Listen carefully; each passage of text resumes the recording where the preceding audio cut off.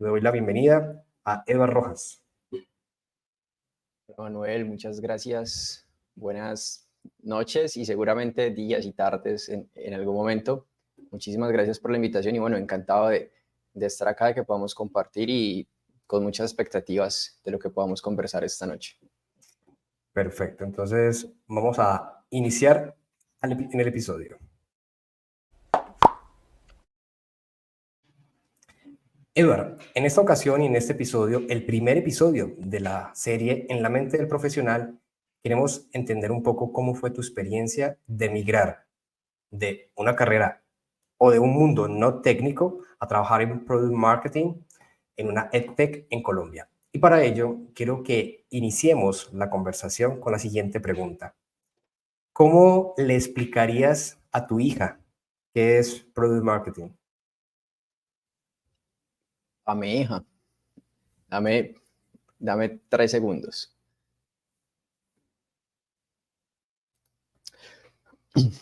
Lo de la hija es real, tengo una hija. Vamos a usar este señor, vamos a usar a señor Oso para explicárselo a ella. Resulta que señor Oso está en una tienda de juguetes, de distintos tipos de juguetes, ¿no? Superhéroes, muñecos, carros, peluches, ¿no? Entonces, señor Oso está en la sección de peluches. Y señor Oso es el último lanzamiento en esa línea de peluches de última generación. Es antialérgico, tiene pues una serie de características, es supremamente liviano, es flexible, lo pueden abrazar, pueden dormir con él. Bueno, es como lo último en guarachas en términos de peluche.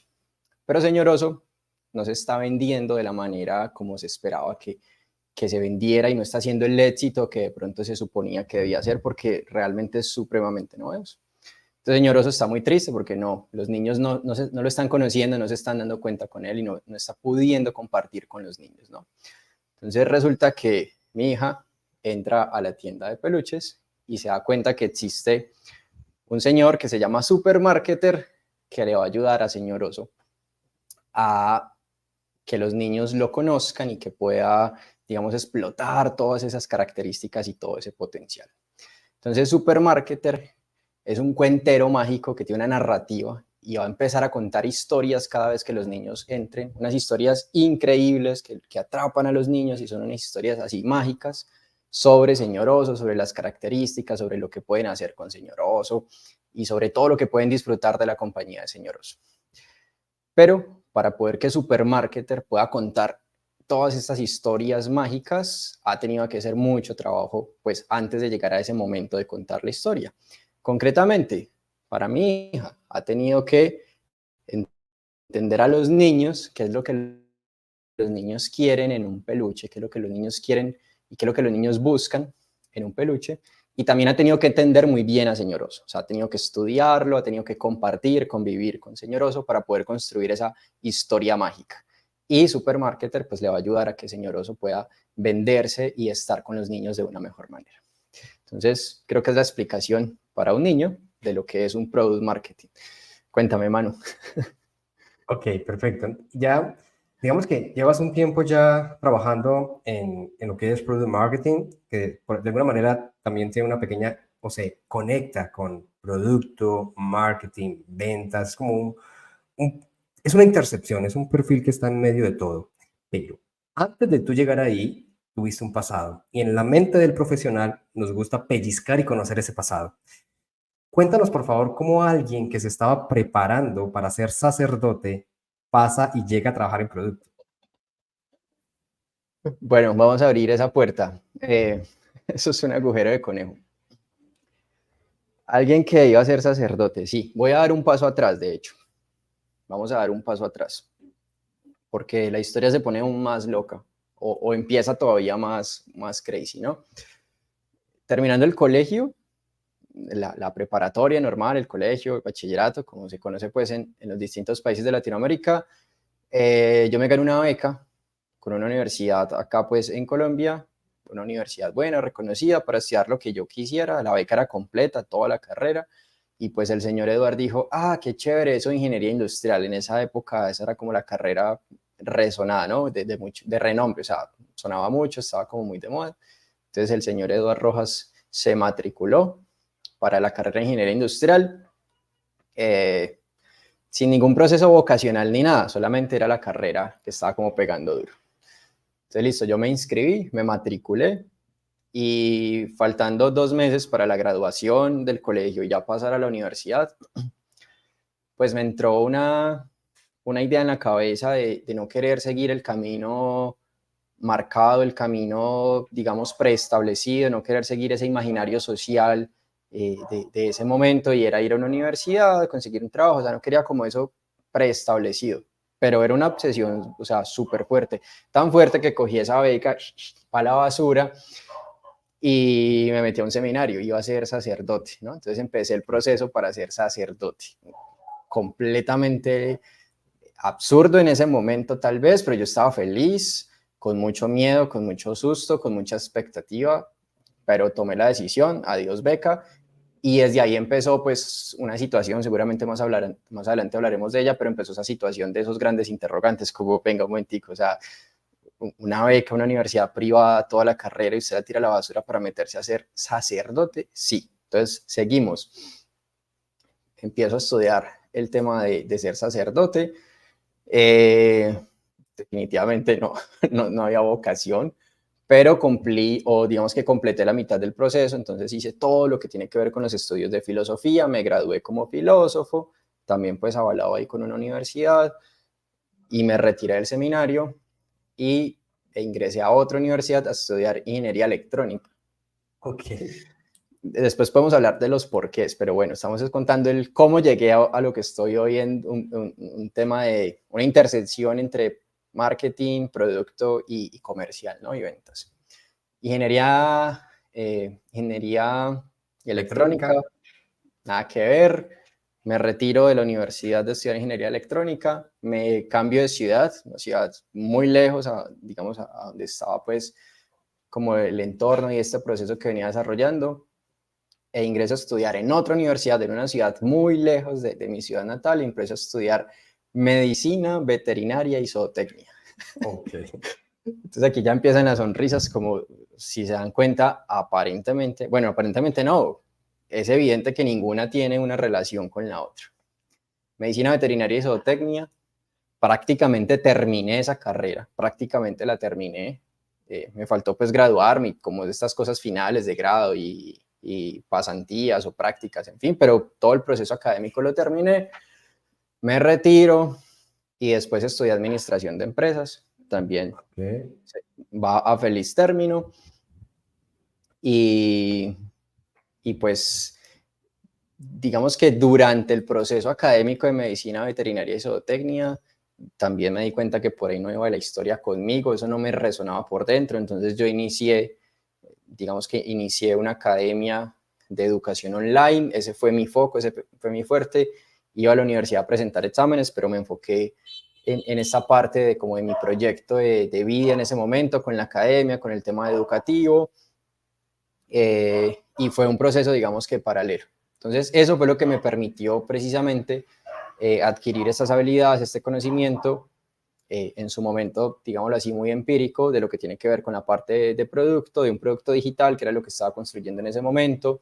de la parte de marketing y de, bueno, cómo difundir, y lo que de pronto comentaba ahorita al inicio con Señorosa, ¿no? De entender, pues, cómo promocionar, cómo vender, cómo interactuar con los usuarios, cómo entender las necesidades y cómo solucionar esas necesidades. Ya después fue que estudié administración con énfasis en innovación, porque sí vi necesario pues la fundamentación conceptual y la fundamentación técnica de eso que ya venía viviendo en la experiencia. Y pues ahorita estoy en Hackyu como analista de marketing, eh, precisamente en términos de lo que tiene que ver con product marketing, ¿no?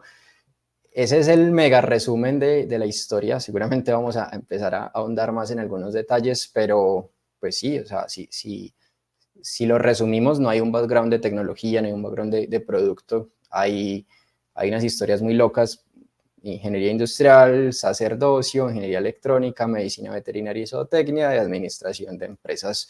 Un caos, seguramente, cosas muy absurdas, pero pues esa es la historia y creo que hará mucho sentido para la serie de mentalidad. Justamente en la mente del profesional, se preocupa por eso, o ahondamos un poco en qué está pasando por la mente de los profesionales, porque es posible que tu historia la esté viviendo alguien más. Alguno de los que esté viendo este episodio dirá que a hoy no ha encontrado eso que quiere hacer el resto de su vida y se puede sentir muy perdido y se puede sentir frustrado y cómo lidia uno con esas emociones. Es por eso que me gustaría que hablemos un poco, ya que llegaste a producto y miras hacia atrás, ¿qué te queda? ¿Qué te quedó de toda esa exploración de picar aquí, picar acá, picar en cosas diferentes? Estoy segurísimo que esa situación le está pasando a más de uno. No conozco las cifras, las desconozco, pero estamos de acuerdo, Manuel, en que más de uno debe estar allí.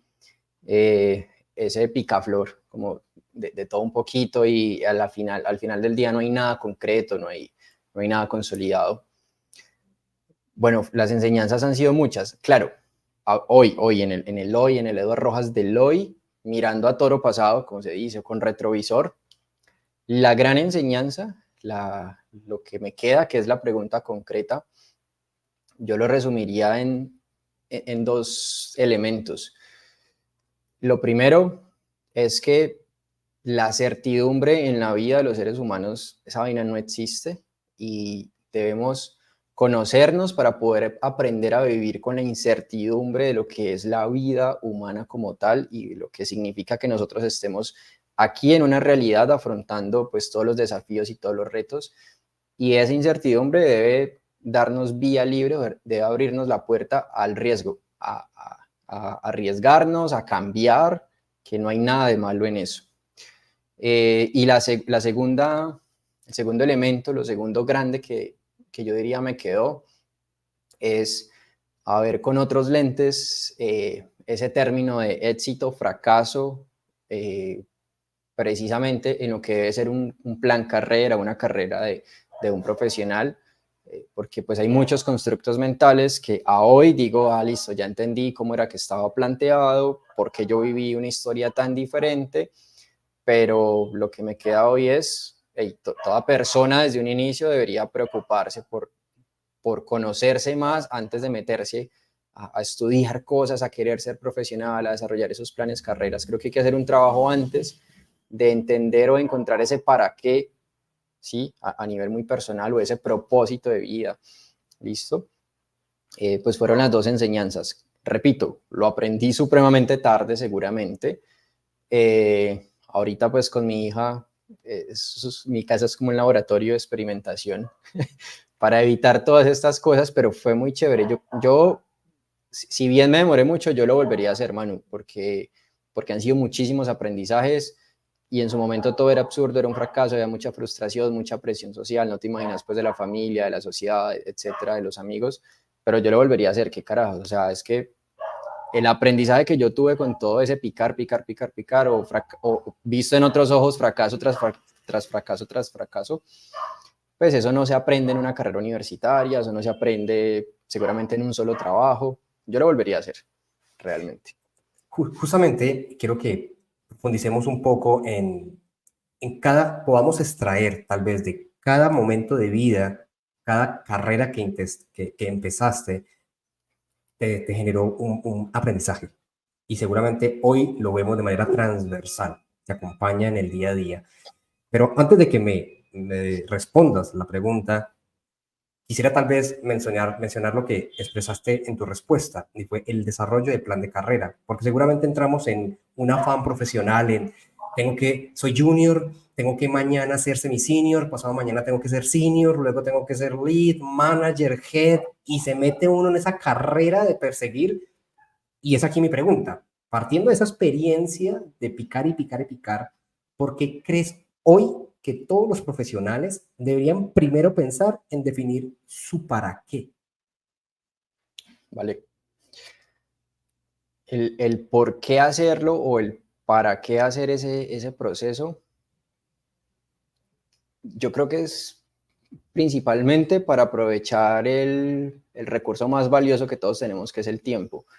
Eh, si bien cualquier persona en determinado momento de su horizonte temporal de vida puede encontrar su propósito y su para qué, sea que lo encontró porque le tocó, se estrelló, se le atravesó en el camino y se dio cuenta, O sea que hizo la tarea juicioso. Entonces, por qué no se habla más de este tema? O sea, ¿por qué no se universaliza más el, hey, encontremos ese propósito de vida desde procesos a temprana edad? Sí, seguramente vamos a ahorrar mucho tiempo, muchas frustraciones, muchas idas a terapia, ¿cierto? Entonces yo creo que es para ser más eficientes con el recurso que es transversal a todos y es el tema de tiempo. Eh, Seguramente eso va a evitar muchísimas frustraciones en las personas. Las terapias serían distintas, estoy convencidísimo de eso. Porque es que sin ese propósito de vida, sin ese propósito de vida, va a ser muy complicado. No digo que no se pueda, pero va a ser muy complicado desarrollar planes profesionales y todos los ámbitos que están en la vida de una persona, pues con una satisfacción a nivel personal, como que uno diga, hey, estoy bien conmigo mismo, estoy check. ¿Cuántos profesionales conoces, Manuel? O sea, no me respondas, cada uno hágase la pregunta. ¿Cuántos profesionales conocen que son una M, no se puede decir groserías, no, son una M de Ajá. profesionales, son una M de personas, ¿sí? Y van ahí, como en el día a día, llevando su profesión a las patadas, son una mierda de personas también, ¿cierto? Y de pronto si uno empieza a investigar un poquitico más, pues estudiaron una vaina, así salieron de su colegio, de su preparatoria, se metieron a estudiar una vaina porque tocaba estudiar algo, se graduaron, ejercen, pero ahí no hay nada de fondo, ¿ves? Y seguramente los mueve otra cosa, ¿no? Entonces, ¿qué te digo yo? Tenemos un abogado que quería ser pintor y es Ujú. lo que de verdad le daba sentido a su vida, pero qué carajos, el man es abogado porque yo creo que podría ahorrar muchos traumas el hacer ese proceso a nivel consciente a tempranas edades. Es básicamente por eso. Ok. ¿Y qué consideras o cuáles consideras que deberían ser esas habilidades que posiblemente llamamos las habilidades blandas, esas soft skills, que sin importar la industria, todo profesional debería estar desarrollando? Vale. Te voy a responder retomando esa historia súper loca de ese picar, picar, picar en distintas profesiones, porque son habilidades que hoy valoro muchísimo, que aprendí de los distintos momentos o de los distintos sí, momentos que tuve en mi vida. Y para que no sea como tan académico, ¿no? Porque uno va y busca, uno va y googlea habilidades blandas que todo profesional y sale el listado y no sé qué. Hombre, por ejemplo, lo primero fue, soy insistente con eso, del tomar riesgos y de aventurarse a, a lo que uno de verdad quiera hacer, a pesar de, ¿no? A pesar de las presiones, a pesar de los imaginarios sociales que a veces están en nuestras familias, en nuestras sociedades, en nuestros grupos. Y fue con esa primera decisión, o sea, 16 años y no seguir esa ruta de la universidad, sino que tirar esa vaina a la basura y meterse a una vaina, no sé, loca para muchos de estudiar filosofía en un seminario para ser sacerdote. Eh, y ese tomar riesgos es transversal, es independiente a lo que te dediques en tu día a día, pero pues te va a llevar mucho mejor con lo que hablaba ahora de la incertidumbre o de la persona que solamente quiere certezas en su vida, en su profesión, en su trabajo, en su día a día, en sus retos. Pues no, de hecho lo rico, lo sabroso, la salsa está es en afrontar esas cosas nuevas, ¿no? En esos retos, en qué va a pasar y qué pasaría si. Lo segundo que me ayudó el seminario, el proceso, la carrera para ser sacerdote, llamámosla pues carrera, Ujú. eh, es un tema de comunicación, de hablar en público, de comunicación asertiva. De nuevo, es una habilidad transversal que es supremamente importante, que ojalá todos la pudiésemos desarrollar. El tema de poderse dar a entender, de comunicar asertivamente lo que se quiere, de, de tener la conciencia cuando uno se está comunicando, de pensar en el otro, ¿no? Que el otro sí esté recibiendo el mensaje como está sonando en la mente de uno. Esa vaina suena fácil, todo el mundo aprende a hablar en su idioma natal, pero ya los temas complejos de comunicación a veces no se profundizan, ¿no?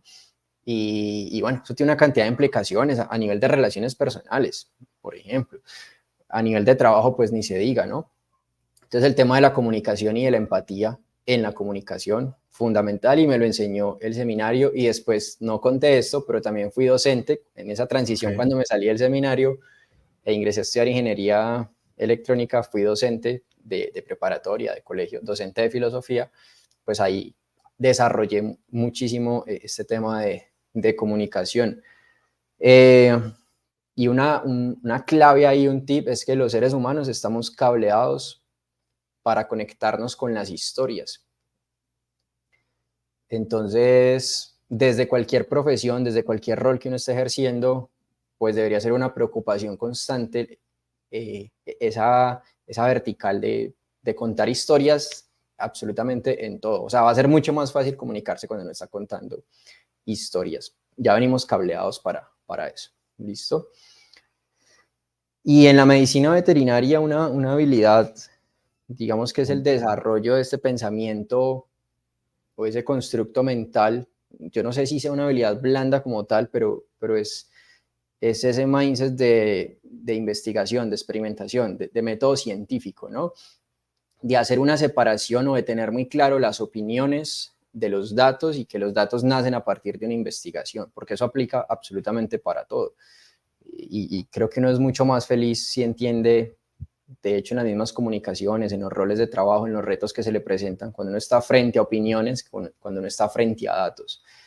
Y la gran mayoría de los retos, por ejemplo, ahorita hablando de product marketing, pues se resuelven a partir de métodos científicos. O sea, experimentamos, tenemos unas hipótesis, vamos a experimentar, las validamos, tenemos unas conclusiones y a partir de ahí se toman decisiones, ¿cierto? Entonces, ese constructo mental, ese pensamiento constante de ese método científico de validar hipótesis, pues es genial y de nuevo es transversal absolutamente a todo. Y, y la otra, por último, sería un tema de liderazgo. Eh, la habilidad de liderazgo, evidentemente no, o sea, no todas las personas, pues tal vez están para ser líderes, y no es que sea malo, simplemente hay algunas personas que tienen unas características que se pueden explotar y se pueden enfocar o se pueden encarrilar en que esa persona sea un buen líder, ¿no? Porque no sabemos en el mañana, Manuel, por ponerte ejemplo, si a vos te corresponderá liderar equipos, liderar comunidades, liderar empresas, ¿cierto?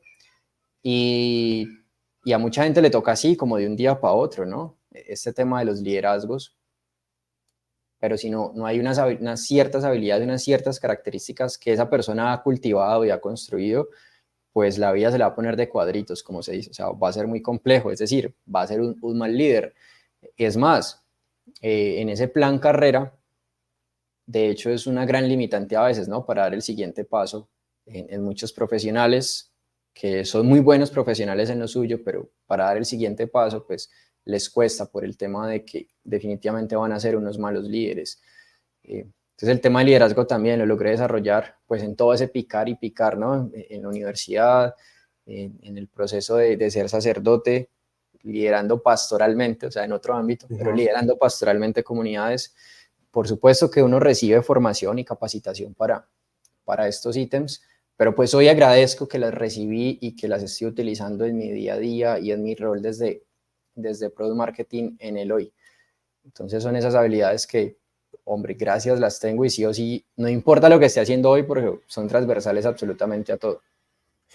Mira que usando tu trayectoria, como tu desarrollo de plan de carrera, como sucedió de manera natural o orgánica, por llamarlo así, y trasladándolo a la necesidad puntual de muchas de las personas que tenemos en nuestra audiencia, que son personas que trabajan en UX Design o UX Research, entre otras disciplinas, pues está la necesidad de las habilidades técnicas, que tú haces un curso y las adquieres y luego las fortaleces y las sigues trabajando, pero ¿cómo desarrolla uno esas habilidades blandas? Porque no es como que hiciste un curso de 2 horas y ya eres un líder o ya eres un comunicador o un narrador de historias.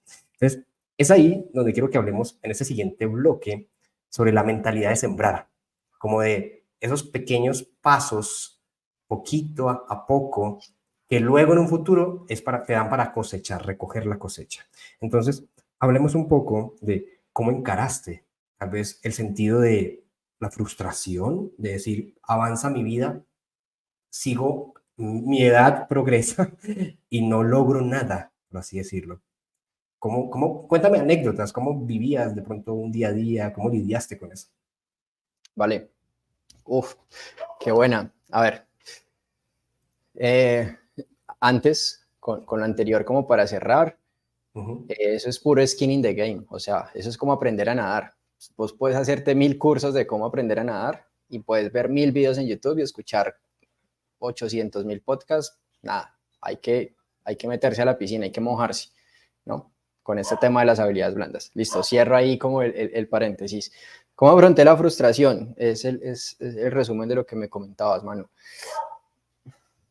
No, o sea, esa vaina fue una terapia porque es que estamos hablando de muchos años. Estamos hablando de Claro. muchos años, desde los 16 hasta casi los 30. Por eso yo Ujú. era tan insistente ahorita con el factor tiempo, con el recurso tiempo, que es limitado y es igual para todo el mundo. ¿Cómo lo afronté? Es que hoy es fácil responderlo, pero cuando me dijiste contame anécdotas o contame cómo era el día a día, entonces volvámonos un poquito para allá, porque es que en el día a día eso era una montaña rusa, eh, Manuel.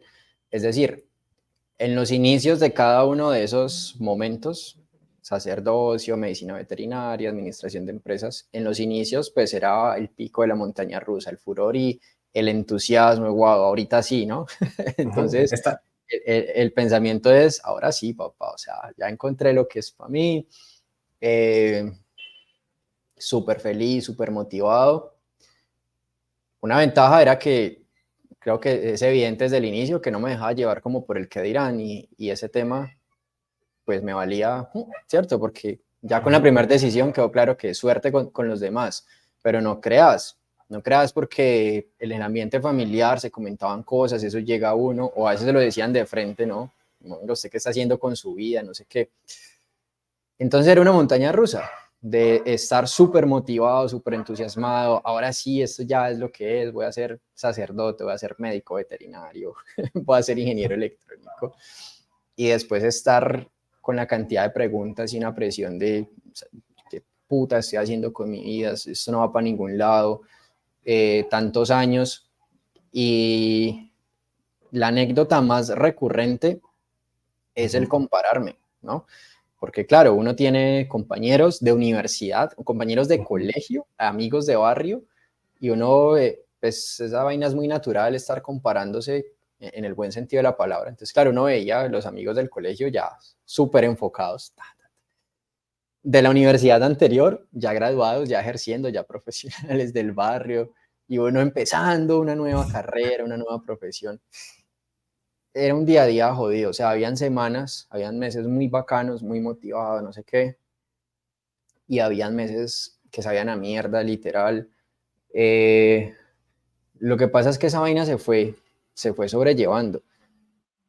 A ver, digamos que hay puntos de catarsis, hay puntos críticos, o la famosa gota que derrama el vaso, y ahí definitivamente tengo que llamar a terapia a la conversación, porque habían procesos a nivel personal que hubieran sido genial haberlos entendido antes, pero pues así tocó y así se vivió.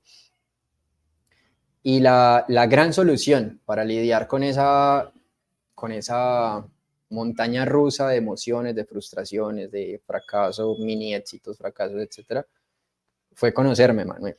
Sí, o sea, si hubiéramos empezado por ahí hubiera sido más fácil. Resulta que cuando yo me di cuenta que me iba muy bien académicamente, por ahí no era el problema, me di cuenta que yo era generalista, no era especialista. Curiosamente, mi hobby es aprender. Entonces ahí entendí Ujú. el por qué pique, pique, pique, pique, pique, pique, y me aburro muy rápido de, Ujú. de, de los procesos largos y eternos, que así es como está construido el sistema educativo. 5 años, imagínate uno estudiando la misma vaina, y yo soy mi hobby es estar aprendiendo cosas que me llamen la atención en el momento en el que me están llamando la atención.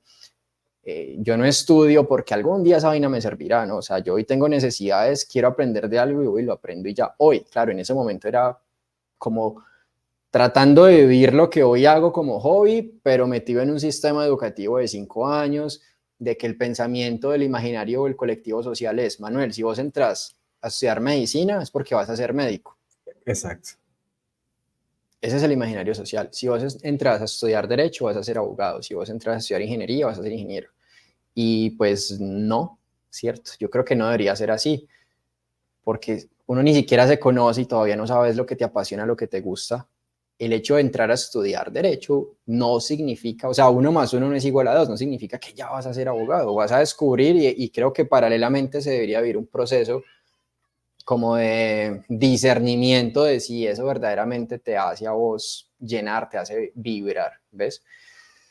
Entonces, en resumen de la pregunta es, fue una mierda y fue muy bacano, una montaña, porque como mi hobby es aprender cosas, pues yo vivía motivado por estar aprendiendo cosas académicamente en los distintos profesiones que arranqué, me iba súper bien, pues de hecho por eso fue lo de la beca y todo, o sea, me va muy bien académicamente, no sé qué, pero ya cuando se iba acercando como la práctica y la parte verdaderamente profesional, pues habían cosas que a mí no me hacían vibrar.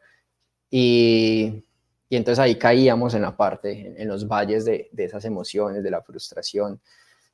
De nuevo, con el retrovisor puesto, uno debería exponerse a muchos fracasos, pero así, rapidito. Y el fracaso está desde su definición conceptual con unas notas muy negativas, muy malas. De hecho, la definición es como un resultado adverso a lo esperado, ¿no? Eso es como la definición así de fracaso. Entonces está muy mal visto y nos hicieron como tenerle así como, uy, aléjese de mí, Satanás, el fracaso. No, deberíamos aprender o enseñarnos a amar el fracaso, o sea, a tenerlo en nuestra vida y a normalizarlo. Y fracasar no es malo, es necesario porque son aprendizajes que le van quedando a uno y le van a ayudar a encontrar mejor ese propósito de vida. Lo que pasa es que hay que hacerlo pues más rapidito, no tardarse, no sé, como 15 años que me fue hecho. Que te tardaste. Sí, Y, definitivamente. y justamente con esos 15 años que te tomó llegar hasta donde hoy estás y que seguramente no está decretado en piedra que lo que hoy haces es lo que vas a hacer el resto de tu vida, ¿qué has decretado o qué has planteado como tu proyecto de desarrollo de plan de carrera ahora que trabajas en producto, te toca trabajar en growth, en experiencia de usuario y en una parte comercial? Uf, pregunta difícil, porque, porque soy de los que no creo en dogmas y, o sea, he abrazado muy bien el cambio, ¿no? De hecho, la constante es el cambio. Definitivamente todo está modificándose, todo está actualizándose, todo está cambiando. Entonces, eh,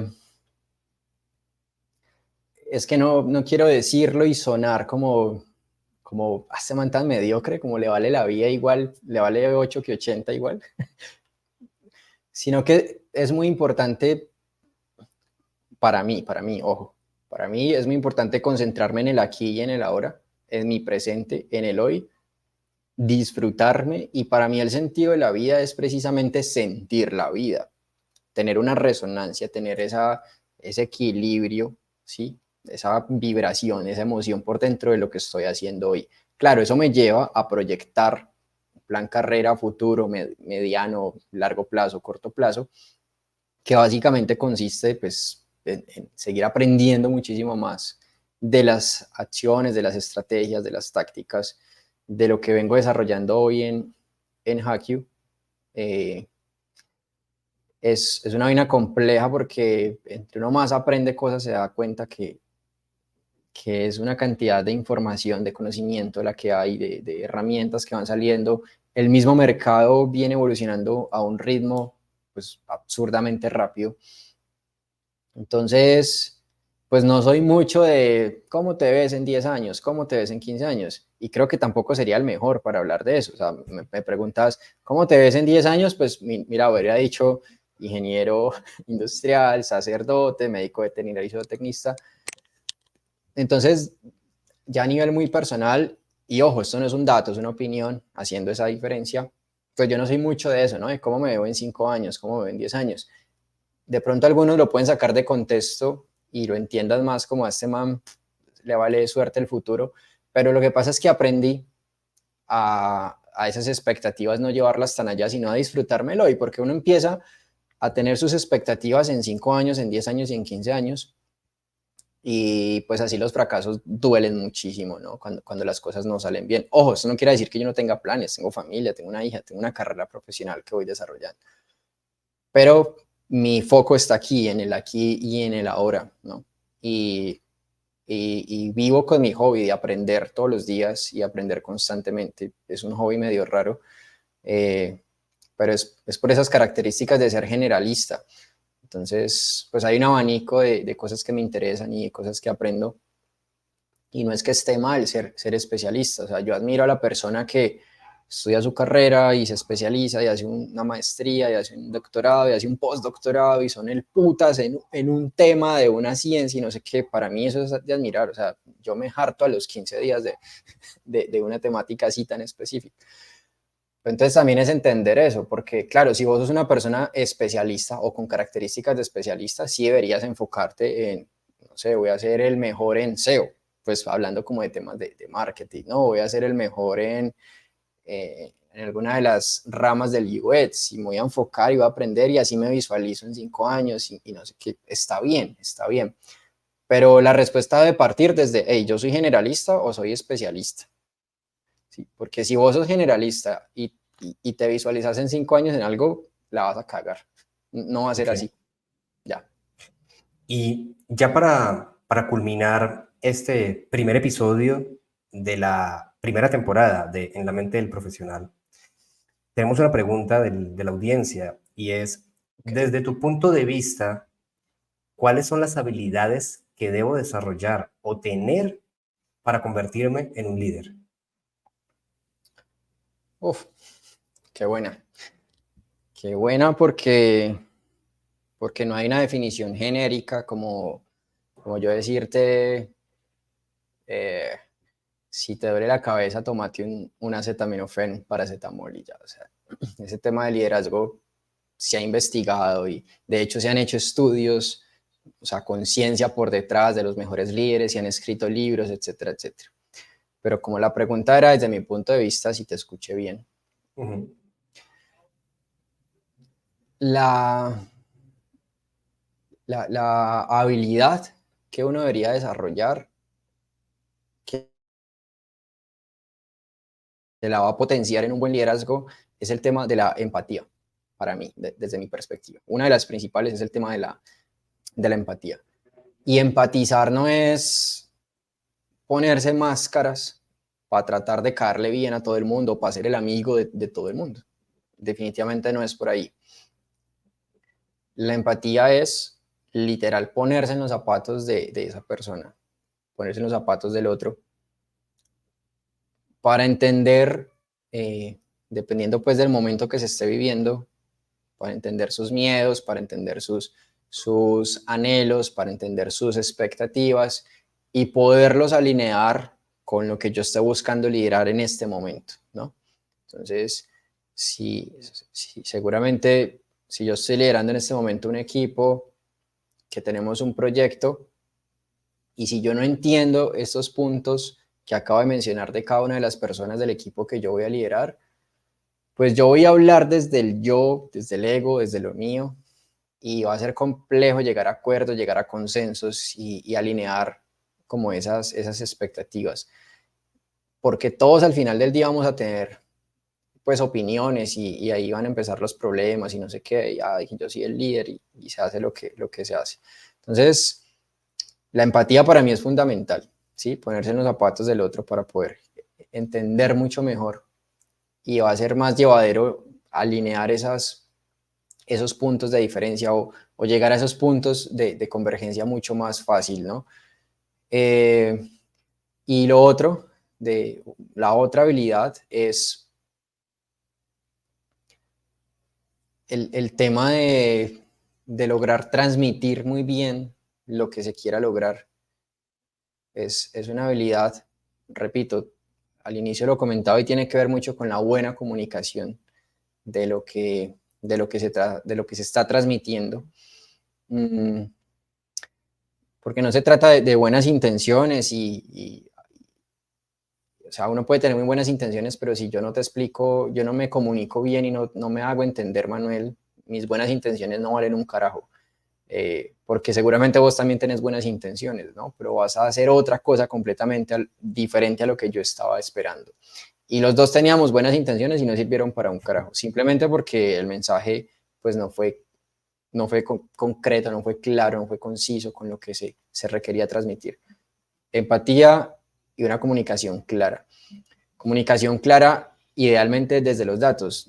En Latinoamérica somos muy dados a hablar desde las opiniones y hablar desde datos sueltos, y para nosotros es muy común, por ejemplo, escuchar frasecitas, pónganle cuidado y sean conscientes de aquí para adelante de que es muy común que nosotros escuchemos en conversaciones frasecitas como es que muchas personas, es que a la mayoría de usuarios, es que una gran cantidad de personas, es que muchos clientes. Esas frasecitas son muy comunes. Cuando uno empieza a hablar no desde esas frases, sino desde datos reales, no, es que el 95% de clientes es, la historia cambia completamente, ¿cierto?